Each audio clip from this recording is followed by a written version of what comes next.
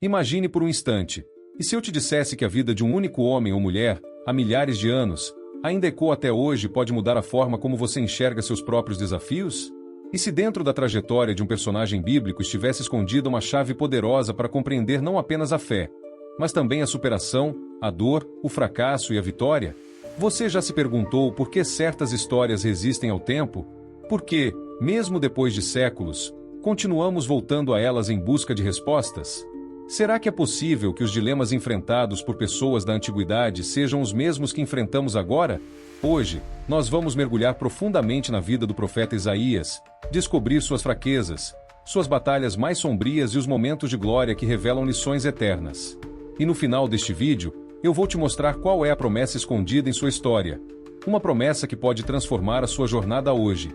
Então, se prepare, porque o que você vai ouvir agora não é apenas uma narrativa antiga, é uma jornada viva, pulsante, que atravessa os séculos para falar diretamente com você. Naquele tempo, Judá, o pequeno reino do sul, era um caldeirão de tensões.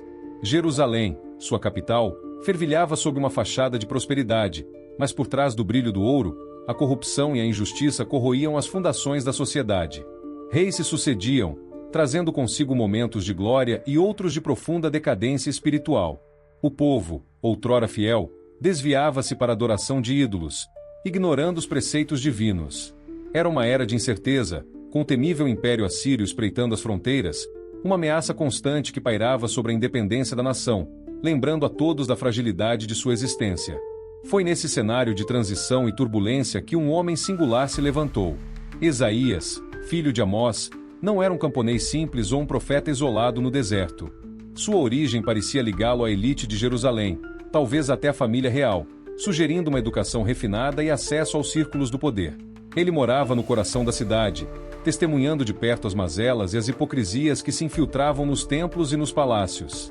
Seus olhos viam a ostentação dos ricos e a miséria dos oprimidos, a superficialidade das cerimônias religiosas e a ausência de um coração verdadeiramente voltado para o divino. A sua vida se desenrolou durante o reinado de 4 monarcas: Uzias, Jotão, Acais e Ezequias. Cada um deles representava um capítulo diferente na história de Judá, com desafios únicos e decisões que impactavam diretamente o destino do povo. Isaías não seria apenas um observador passivo, ele se tornaria a voz de uma mensagem urgente, um farol de esperança e um grito de advertência em meio à escuridão. Sua missão, que logo se revelaria de forma impactante, era confrontar a nação com a verdade, por mais dolorosa que fosse, e apontar para um futuro de redenção e restauração, mesmo quando tudo parecia perdido. A revelação de seu chamado não seria menos grandiosa do que a própria época em que vivia, marcando o início de uma jornada profética que moldaria a fé de gerações. Quem foi Isaías? Essa é a pergunta que guia a nossa introdução.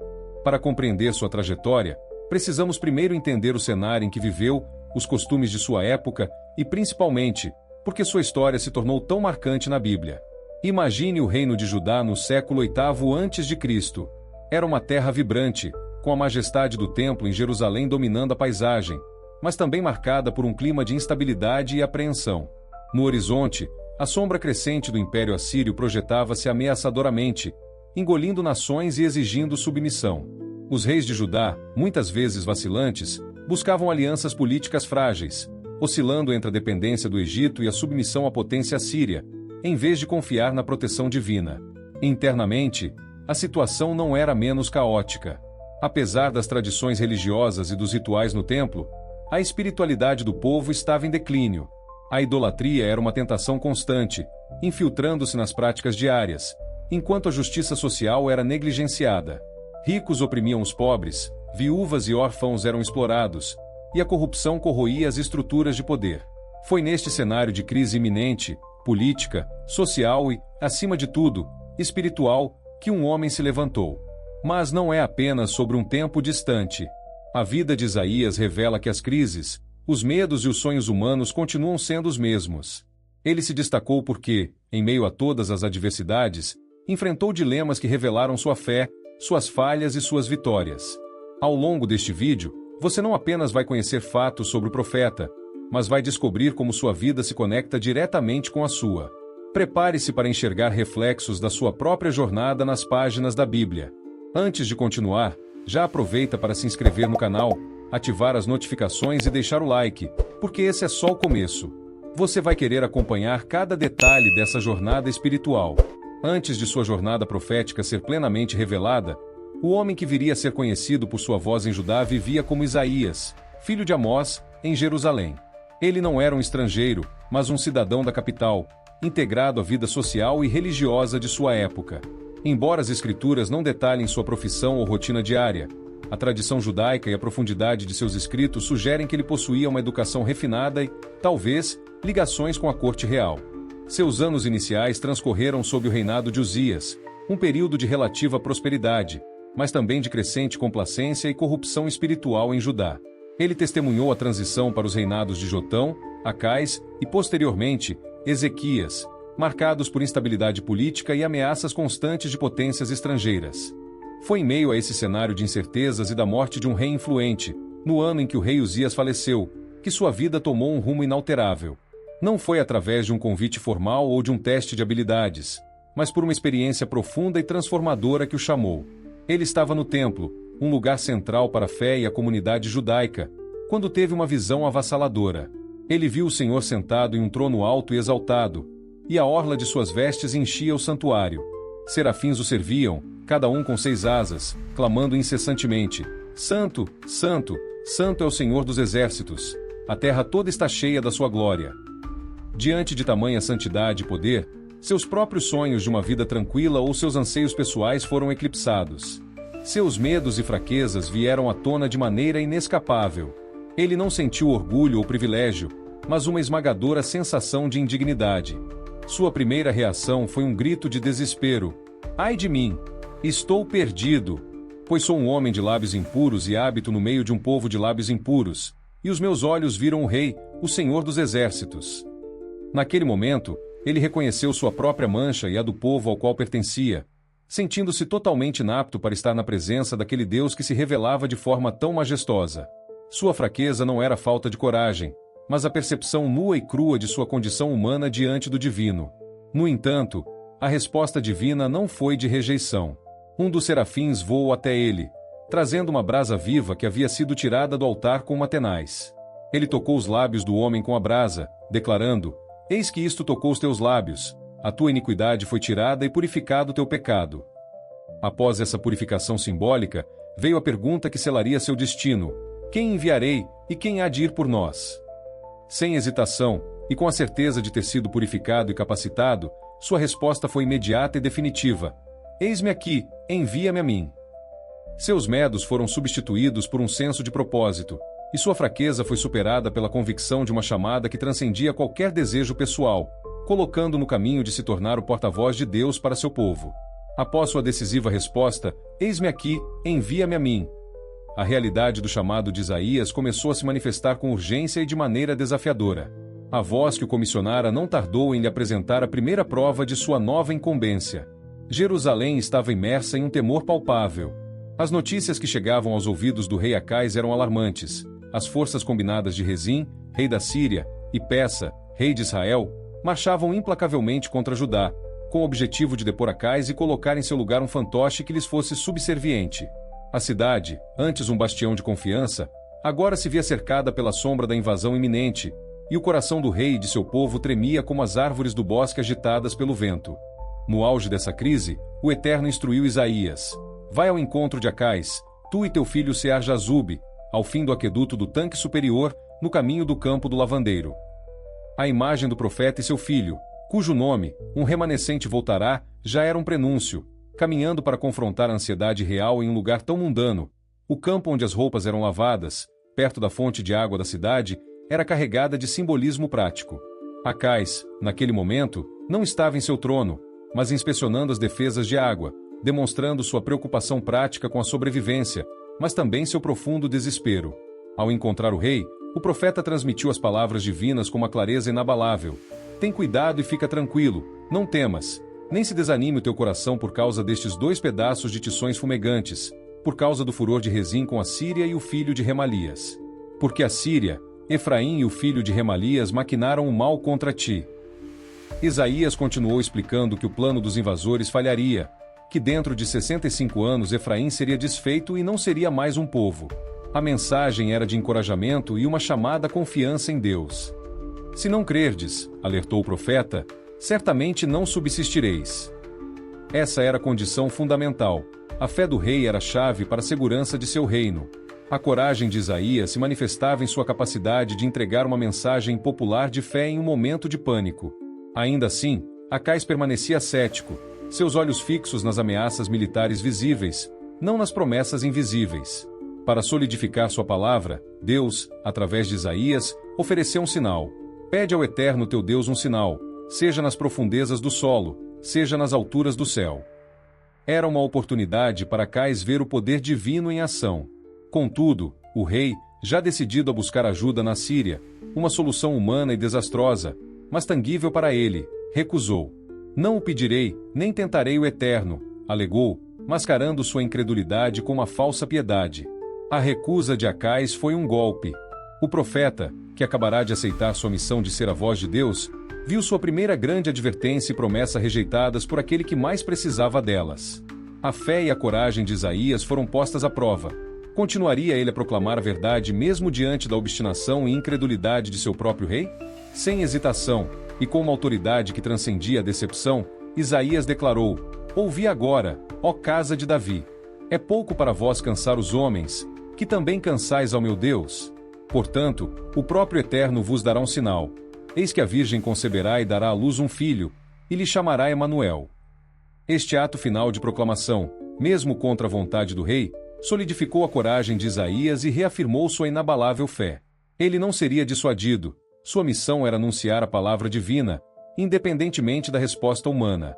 O desafio não quebrou, mas o fortaleceu, confirmando que sua voz seria do próprio Eterno, mesmo quando os ouvidos do poder humano se recusassem a escutar.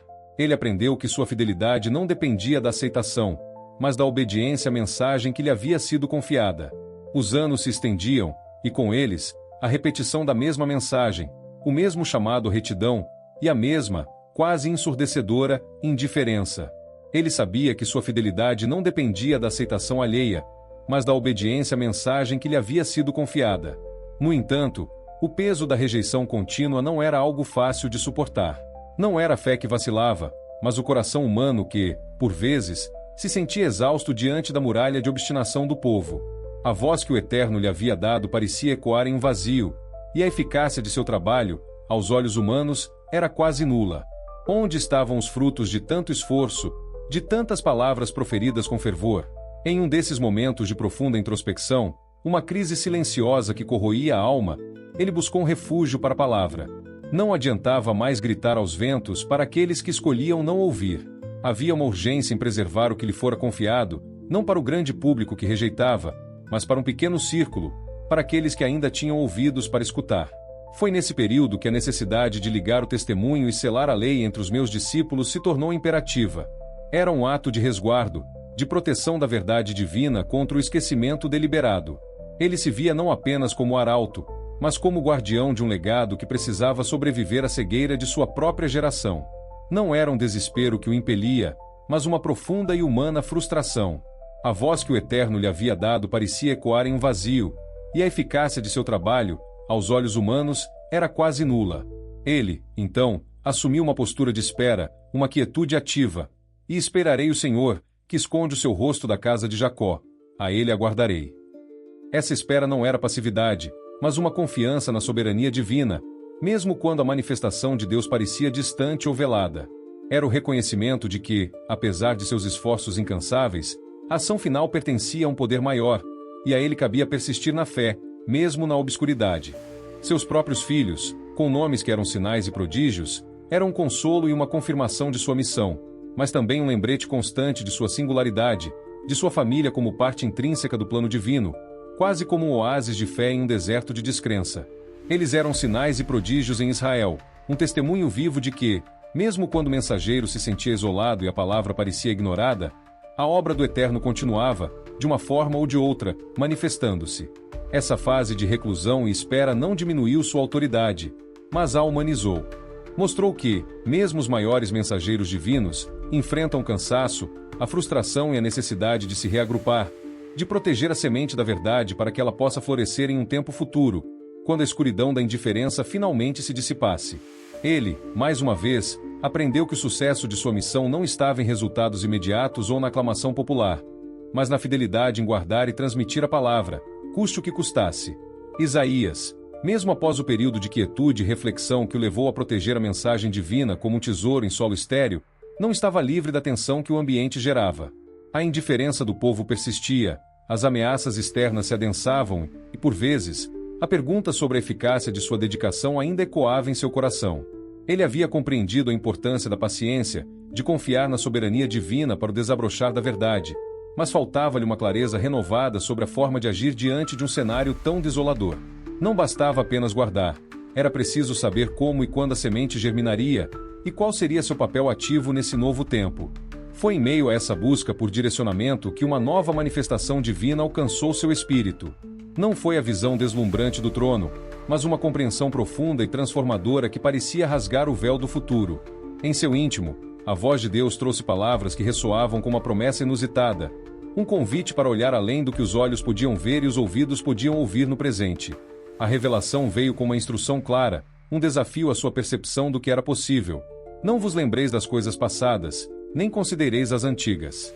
Eis que farei uma coisa nova, agora sairá a luz. Porventura não a sabereis? Eis que porei um caminho no deserto e rios no ermo. Essa afirmação poderosa foi como uma reorientação completa para Isaías.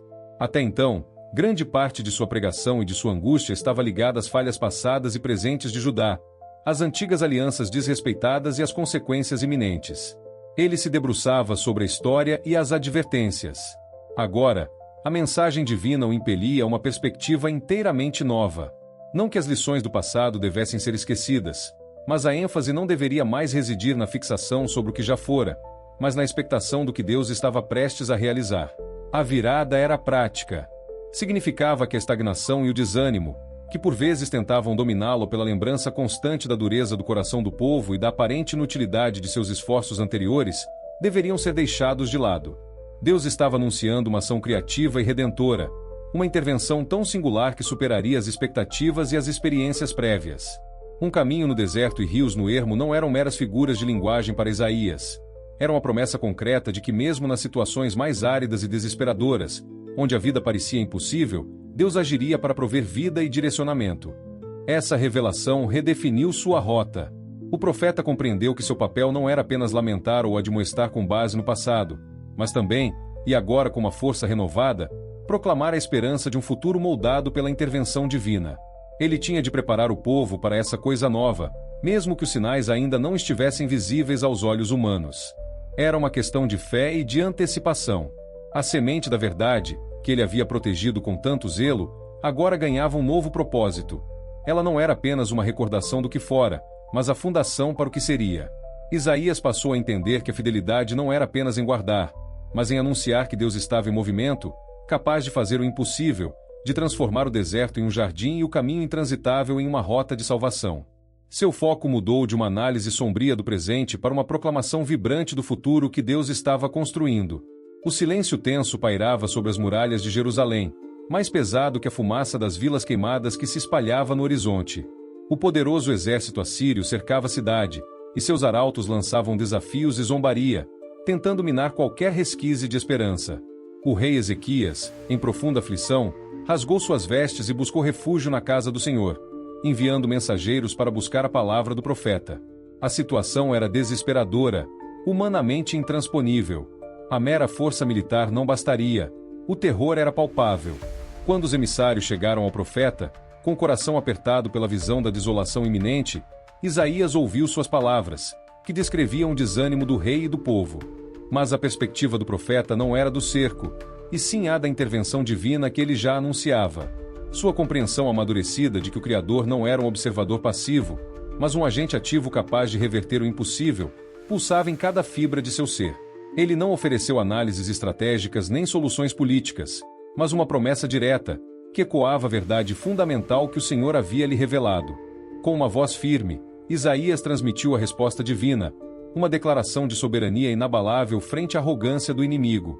Ele repetiu aos mensageiros, para que levassem de volta ao rei e a todo o povo, a segurança do Altíssimo. Por isso, assim diz o Senhor acerca do rei da Síria: Não entrará nesta cidade, nem lançará flecha contra ela. Não a enfrentará com escudo, nem levantará contra ela rampa de cerco. Pelo caminho por onde veio, voltará. Nesta cidade não entrará, diz o Senhor. Porque defenderei esta cidade para salvá-la, por amor de mim e por amor de Davi, meu servo. Era um ato de fé radical, uma proclamação de vitória onde o olhar humano só via derrota iminente.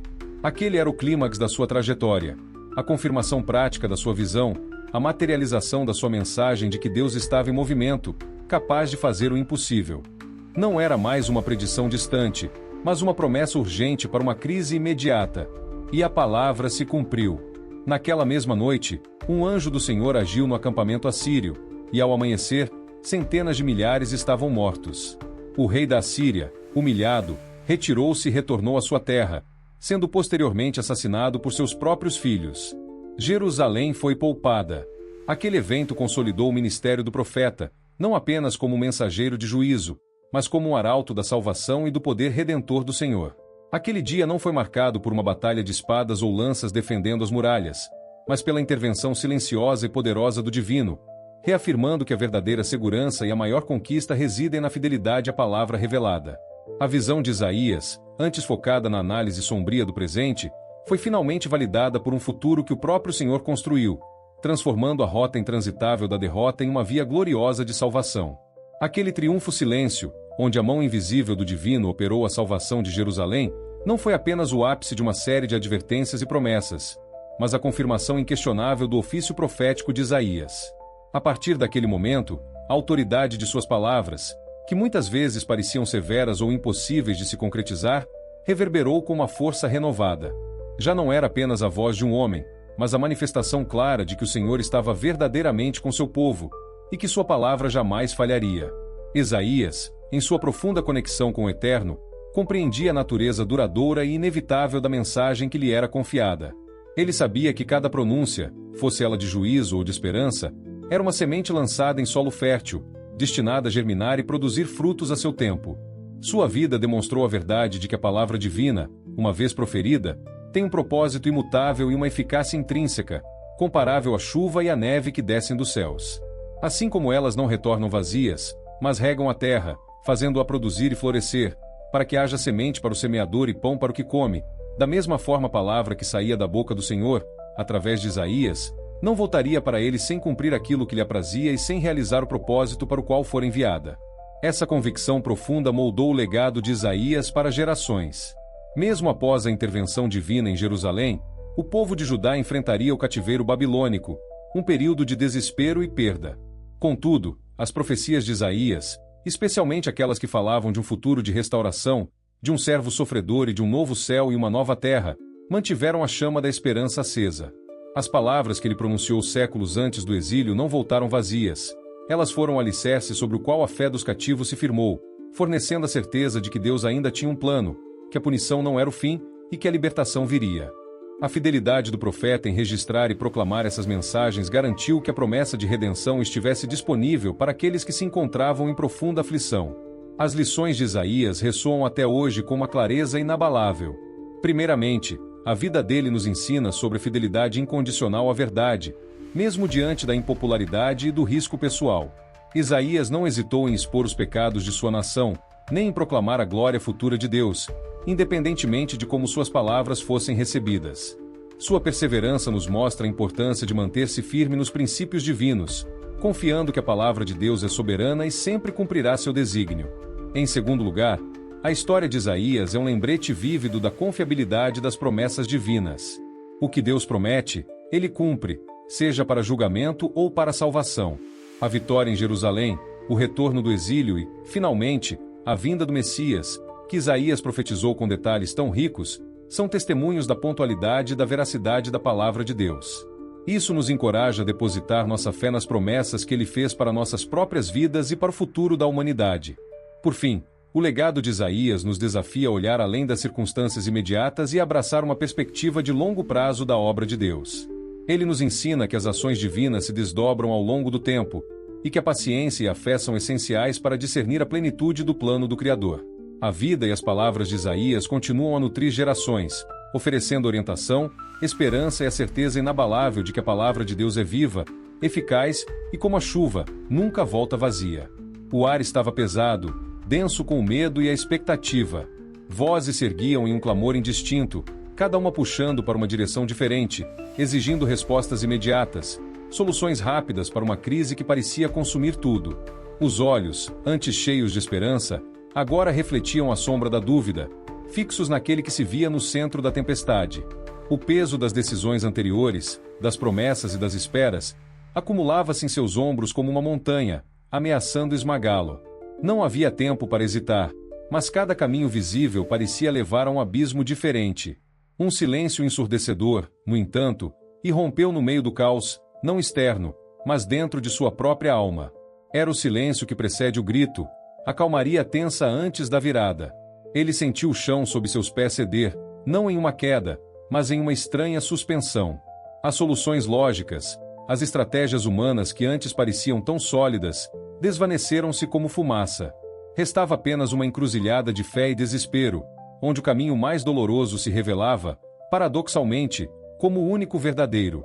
Seus olhos varreram os rostos ansiosos, os corações que dependiam de sua força, e por um instante, a tentação de escolher o atalho, de oferecer uma paz superficial e momentânea, foi avassaladora. Mas então, como um raio que fende as nuvens mais densas, uma verdade profunda irrompeu em sua consciência. Não veio com trovões ou vozes audíveis, mas com uma convicção que penetrou os ossos, uma sabedoria ancestral que se desdobrava em seu espírito. Era a lembrança vívida, quase palpável, de algo que Isaías havia vislumbrado há milênios. Verdadeiramente ele tomou sobre si as nossas enfermidades, e as nossas dores levou sobre si.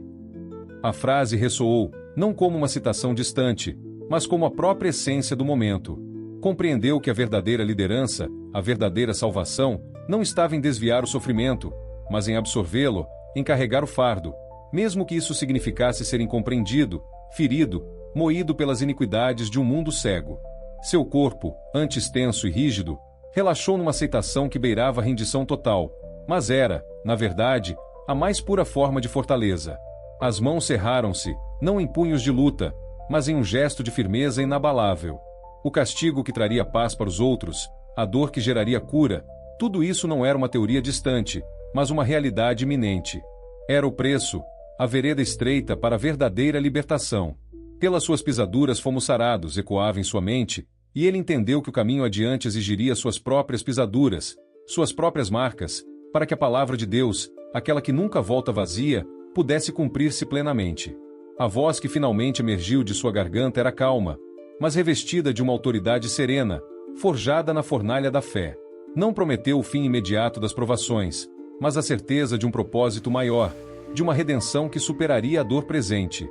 Os olhos arregalados de surpresa entre a multidão não podiam compreender a profundidade daquela decisão, que parecia loucura para o mundo. Mas, naquele instante, ele não buscava a aprovação humana. Seu olhar estava fixo em um horizonte que apenas a fé podia alcançar, onde o plano de Deus, paciente e soberano, se desdobrava. Ele havia abraçado o cálice, a missão, e naquele ato de entrega total, o ápice espiritual da história se manifestava, transbordando uma esperança que, embora silenciosa, era mais poderosa que qualquer clamor. O peso ainda estava ali, mas agora era um peso com significado, um fardo divinamente carregado. Agora, voltamos ao início. Lembra da promessa feita no gancho? É hora de entregá-la. A promessa feita lá no início desta jornada encontra agora sua plenitude na revelação de uma verdade atemporal, emergindo daquele instante de entrega total. No âmago da vida daquele que abraçou o cálice e encontrou significado em seu fardo divinamente carregado, reside uma lição espiritual central. A fé verdadeira não é uma ausência de desafios, mas a força inabalável que os transforma em caminhos de vitória. Sua existência foi um testemunho vivo de que, mesmo diante de um futuro incerto, de incompreensão e de uma missão que parecia impossível aos olhos humanos, a fidelidade à voz interior e à promessa divina é a âncora que sustenta a alma. Ele não buscou atalhos nem compromissos, mas permitiu que a vontade divina moldasse cada passo, por mais doloroso que fosse. Sua vitória não foi material ou imediata, mas espiritual e profética, semeando sementes de esperança que floresceriam séculos depois. A perseverança, a coragem de falar a verdade em tempos de escuridão e a inabalável confiança no plano de Deus, mesmo quando a evidência tangível parecia escassa, são um legado mais potente. Ele nos mostra que a capacidade de permanecer firme, de profetizar a luz mesmo nas trevas mais densas, confiando que o propósito maior se cumpriria, é a essência da fé transformadora. Essa é a lição que ecoa através dos milênios e ressoa com força em nossos dias. Vivemos em um mundo onde os desafios parecem intransponíveis, crises pessoais, sociais, globais. Muitos se sentem perdidos, oprimidos pelo peso do presente e pela incerteza do futuro. Sua vida nos lembra que a fé não é uma abstração distante, mas uma força ativa que nos capacita a enxergar além do óbvio, a encontrar sentido no sofrimento e a descobrir a força interior para persistir quando tudo parece desmoronar. Ela nos convida a entregar nossos próprios cálices, a abraçar nossas missões com a mesma convicção de que o plano divino se desdobrará. É uma mensagem de esperança e poder para cada um de nós. Se a vida do profeta Isaías nos ensina algo, é que a fé pode transformar até os maiores desafios em caminhos de vitória. E essa mesma fé está disponível para você hoje. Ela não remove as montanhas, mas nos dá a capacidade de escalá-las ou de ter a convicção inabalável de que elas serão removidas no tempo certo, de acordo com um propósito maior. Que essa jornada através de sua história inspire você a olhar para os seus próprios desafios não como obstáculos intransponíveis, mas como oportunidades para exercitar e fortalecer sua fé. Se essa mensagem falou ao seu coração, já deixa o like, compartilha e assista também a este outro vídeo sobre a força da esperança em tempos desafiadores, porque a palavra de Deus é um oceano de sabedoria, e estamos apenas começando a navegar por ele.